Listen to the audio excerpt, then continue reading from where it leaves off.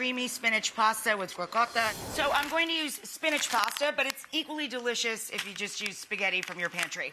Anytime we cook pasta, we bring the water to a full rolling boil and add the salt because we want to season that water. We use the water as an ingredient in any pasta dish to bring the sauce together, emulsify it, and marry it to the pasta itself. So we drop that. Adjacent to that pot is this little teeny tiny baby pot with a couple of cloves of crushed garlic and a cup of heavy cream. This is warming.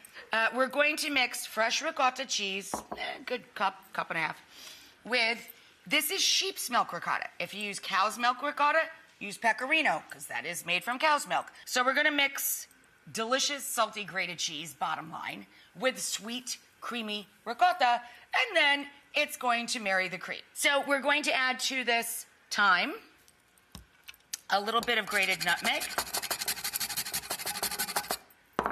about 1/8 of a teaspoon. You can use dry thyme or fresh, but the ratio is like this. If you use a tablespoon of fresh thyme, you want 1/3 of that, or 1/3 of a palmful. You want no more than a teaspoon of dry thyme. It's much more intense, all of your dried herbs and spices. So, salt and pepper and lemon zest. Over the shoulder for luck.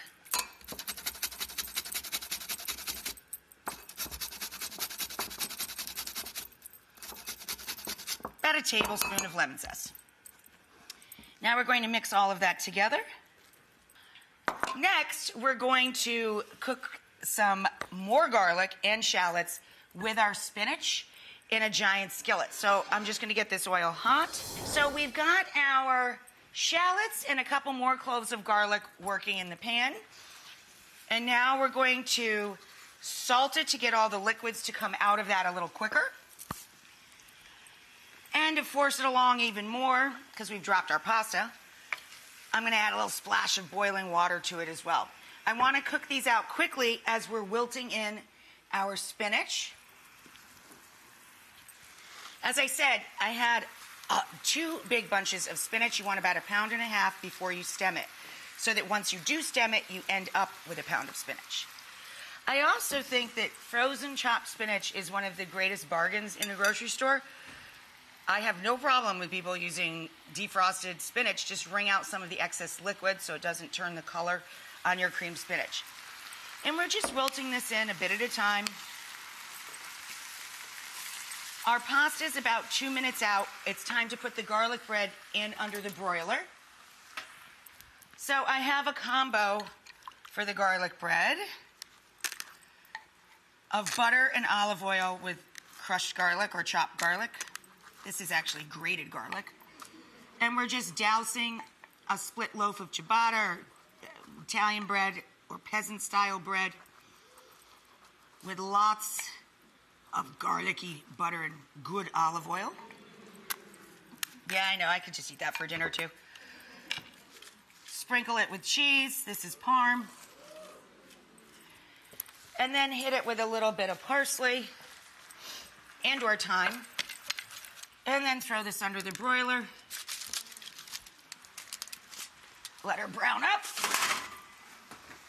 And away we go. I'm going to finish wilting in the last of the spinach, and I'm going to add our cream and our ricotta and start tossing this all together. So here is our creamy ricotta and spinach mixture.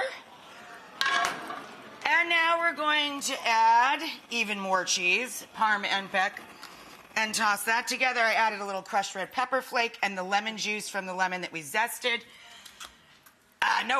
The magic starchy cooking water that makes everybody get along. And we always drain the pasta 1 minute less than the package directions, because this is carryover cooking. It's continuing to cook while we're tossing, and stirring to bring everybody together. And now we're going to top that with tons of toasted pine nuts for texture and depth of flavor. I mean, that is a beautiful baby. Yum!